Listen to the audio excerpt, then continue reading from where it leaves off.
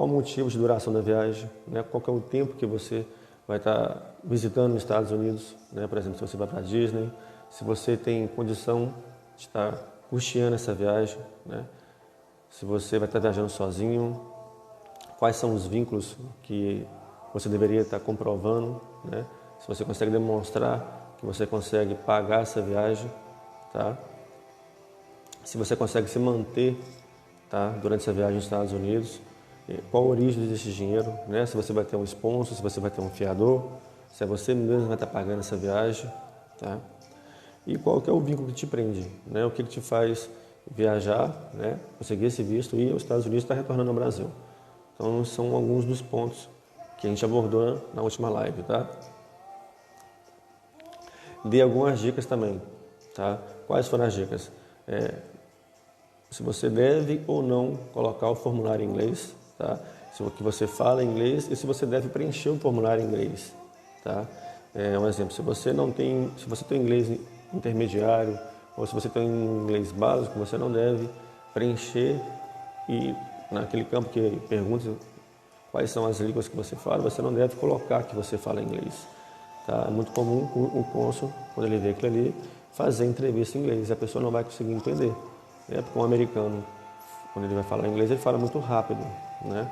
Ele é nativo, então, se a pessoa está ali no intermediário para o básico, ele não vai entender, né? E aí ele vai perguntar por que você colocou em inglês, se você não domina inglês, você vai ficar nervoso, enfim, né? Possivelmente você vai ter um visto negado, você mesmo vai estar se prejudicando porque você não domina a língua, tá? Dica número 2, sucesso da entrevista no consulado americano depende do preenchimento do formulário 10.160, tá? Muito importante que seja bem objetivo, que não tenha erro, né? Caso a pessoa esteja tentando pela segunda, terceira, quarta, enfim, não interessa qual a vez que você está tentando, que seja coerente as informações, tá?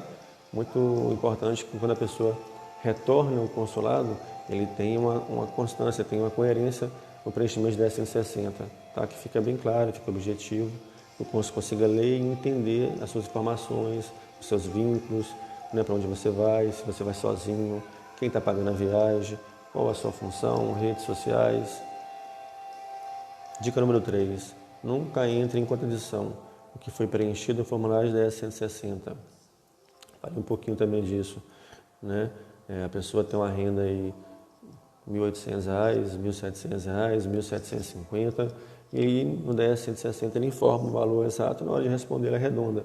Olha, eu ganho 2.000, eu ganho 2.500, né? Ou eu ganho 1.500. Tá? Uma pessoa ganha 1.370 e na hora de responder ele fala 1.500. Você está arredondando esse valor. Tá? Ou no período de viagem, quando você preenche ali naquele campo da 10.160, ele te pergunta quando você vai viajar, você informa, né? Vou colocar ali dia 10 de janeiro e você pretende retornar dia 15 de janeiro. Tá? E aí na hora que te pergunta na entrevista, você fala, você vai viajar, você fala sim, para onde você vai e o tempo da viagem. Aí você vai e fala, informa que você vai ficar uma semana. Então, são as contradições mais comuns que a gente vê. Tá? Dica número 4. Principais perguntas feitas pelo cônsul, né? Quais foram as perguntas, aquelas perguntas mais frequentes, né, que eles fazem. A gente citou algumas perguntas. Dica número 5, seja objetivo nas suas respostas, para você não prolongar demais, para você não responder algo que ele não está te perguntando, aí você faz aquela resposta que ela, em vez de ser objetiva, ser clara, ela vai confundir o cônsul, muitas das vezes. Tá? Dica número 6, documentos que devem ser levados, né? Quais os documentos mais importantes, quais que você deveria estar portando na hora da sua entrevista. Tá? Lembrando que você não tem a obrigação, né, de estar levando contra-cheque, um imposto de renda, uma carteira de trabalho. Se você é dono de empresa, talvez CNPJ, contrato social, né, se você tem bens. Então, quais são os documentos de acordo com o seu perfil e se eles pedir algum desses documentos, se você não estiver portando esse documento, o que pode acontecer na sua entrevista? Né? Então, quais são os documentos e a importância de estar levando cada documento desse que eu citei. Dica número 7, eu falei sobre fornecer somente o documento que o cônsul solicitar.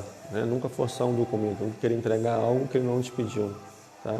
Ele deve te barrar, certamente, e você vai ficar nervoso. como se vestir, tá? Se tem uma roupa apropriada, qual que seria a roupa mais adequada para o seu perfil, para aquela entrevista. Falei em manter a calma, né, para você não ficar nervoso, para você não mostrar um nervosismo, né, além do normal, né, na entrevista. E a importância, dica número 10, a importância de estar preparado.